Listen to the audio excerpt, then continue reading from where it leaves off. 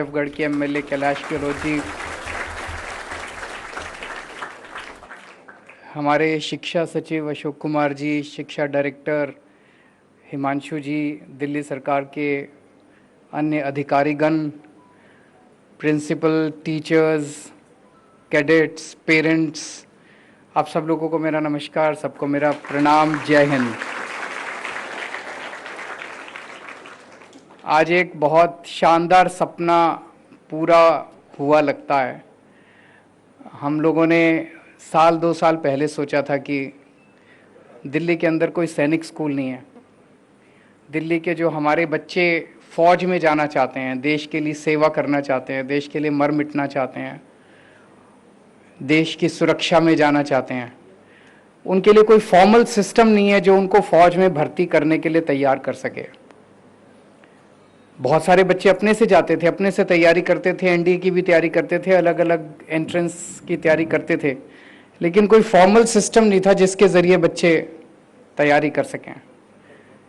अन्य राज्यों के अंदर कई सारे सैनिक स्कूल थे, दिल्ली के अंदर ऐसा कोई स्कूल नहीं था। तो हमने सोचा दिल्ली के अंदर एक स्कूल होना चाहिए। 1 साल पहले हमने इसकी तैयारी शुरू की। जब तैयारी शुरू की थी तो हमें उम्मीद नहीं थी कि 1 साल के अंदर ही बन के तैयार हो जाएगा और पहला बैच 1 साल के अंदर आ जाएगा। तो इसके पीछे जितने भी लोग लगे, बहुत लोगों ने इसके लिए मेहनत की, बहुत लोगों ने इसके लिए कोशिश की। उन सब लोगों को मैं तहे दिल से दिल्ली की ओर से और देश की ओर से बहुत बहुत बधाई देना चाहता हूं और शुक्रिया अदा करना चाहता हूं कि आज ये सपना सार्थक हुआ। अभी मैं घूम के आया पूरे स्कूल के अंदर, क्या शानदार स्कूल बना है कि नहीं है?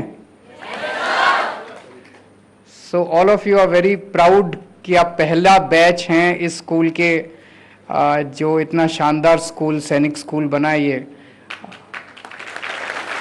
और यहाँ पे जितने पेरेंट्स आए हैं उन सारे पेरेंट्स को भी मैं बहुत बहुत बधाई देना चाहता हूँ। बड़ा टफ कंपटीशन था, मुझे बताया गया 18,000 बच्चों ने अप्लाई किया था। उस 18,000 बच्चों में से आपके बच्चे जो हैं वो क्वालिफाई करके और यहाँ पे पहुँचे हैं। और जब इतना टफ कंपटीशन देके स्कूल में एडमिशन लिया है तो ऊपर वाले से गुजारिश करता हूँ और मुझे पूरी उम्मीद है कि आपके बच्चों का एनडीए में भी होगा और जहाँ जहाँ पेपर देंगे आगे वाले पेपर भी वो ज़रूर क्लियर करेंगे। मैं भी पढ़ रहा था, एक तो पूरा कंप्लीटली फ्री एजुकेशन है यहाँ पे, सब कुछ फ्री है बच्चों के लिए, ताकि यहाँ पे कोई गरीब और अमीर के बीच का डिफरेंस ना हो सके, किसी को ये ना पता चले कौन किस बैकग्राउंड से आया, सबकी एक जैसा सबका माहौल है।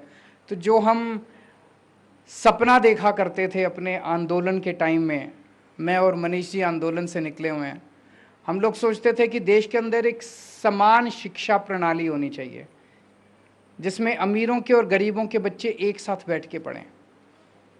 आज इस स्कूल के अंदर भी वही है। मैंने वैसे ही अभी मैं जब क्लास में गए कौतूहलवश मैंने पूछ लिया, मैंने कहा कितने बच्चे सरकारी स्कूल से आए? ऑलमोस्ट 80-90% बच्चे सरकारी स्कूल से आए हुए हैं और 10-15% बच्चे प्राइवेट। और बेस्ट एजुकेशन मिल रही है, बेस्ट फैसिलिटीज़ मिल रही है, स्टेट ऑफ द आर्ट सारी फैसिलिटीज़ मिल रही है।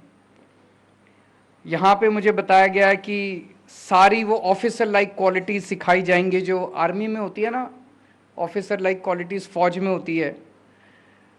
Through individual and group task mock interviews करवाए जाएंगे, साइकोमेट्रिक टेस्ट करवाए जाएंगे, पर्सनालिटी डेवलपमेंट वर्कशॉप्स होंगी। बड़े बड़े स्कूलों में नहीं होता यह सब, आप सबको मिलेंगी ये सब।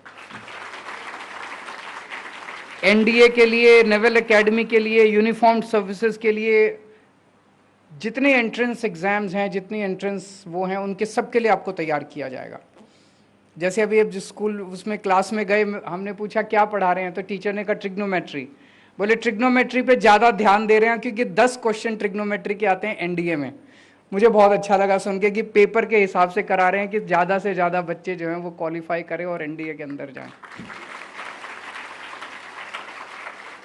यहाँ पे आपको हम रिटायर्ड सर्विंग ऑफिसर्स जो हैं फौज के, उन एक्सपर्ट्स को बुलाएंगे, उन एक्सपर्ट्स से आपको कोचिंग करवाएंगे।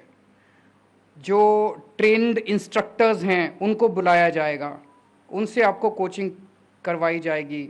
हॉस्टल फैसिलिटीज़ बहुत अच्छी हैं और ये Delhi board of school education से एफिलिएटेड है। दिल्ली के जितने बच्चे हैं, दिल्ली के स्कूलों से पास आउट, दिल्ली के रहने वाले, ये यहाँ पे एडमिशन उन सभी बच्चों का होता है। शहीद भगत सिंह के नाम पे स्कूल का नाम रखा गया है, वो सोच समझ के रखा गया, ऐसे ही नहीं रखा गया। 23 साल की उम्र के अंदर उस युवा ने अपनी जान दे दी, कुर्बानी दे दी, फांसी पे चढ़ गया था।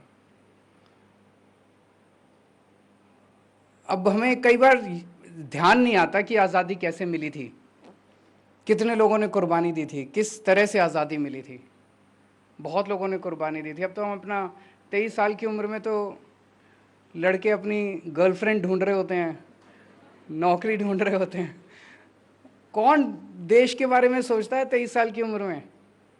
तो शहीद आज़म भगत सिंह के नाम से स्कूल को इसीलिए रखा गया कि एक एक बच्चा जो इस स्कूल से निकल के जाए वो देश के लिए मर मिटने का जज्बा लेके जाए, वो शहीद आज़म से इंस्पायर होकर बाहर निकले।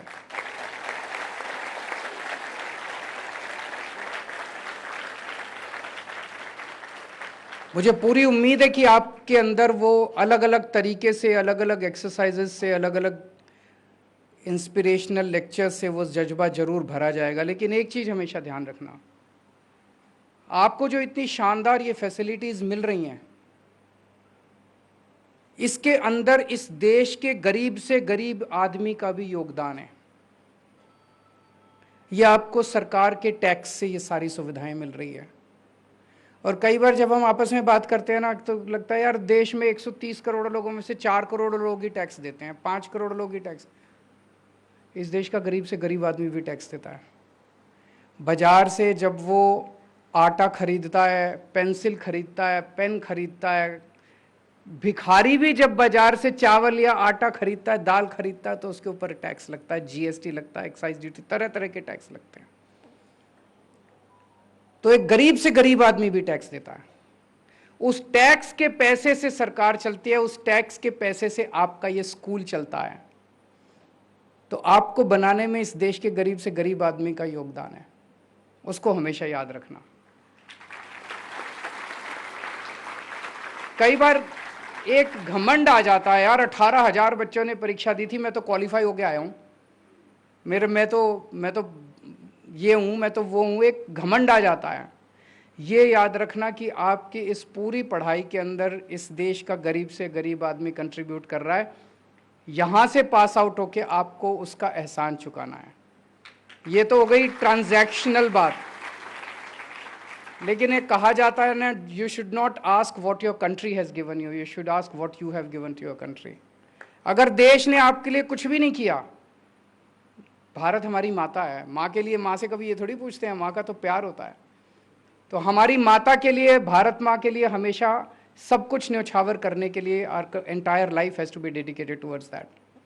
मैं भी आईआईटी खड़गपुर में पढ़ता था, 89 में पास आउट हुआ। जब मैं आईआईटी में पढ़ता था, हमारी ट्यूशन फीस 30 रुपये होती थी, 30 रुपये महीना। आईआईटी की पढ़ाई, वहाँ पे इतनी शानदार लैब्स होती थी, इतनी शानदार फैसिलिटीज़ होती थी, इतना शानदार कैंपस था हमारा आईआईटी में।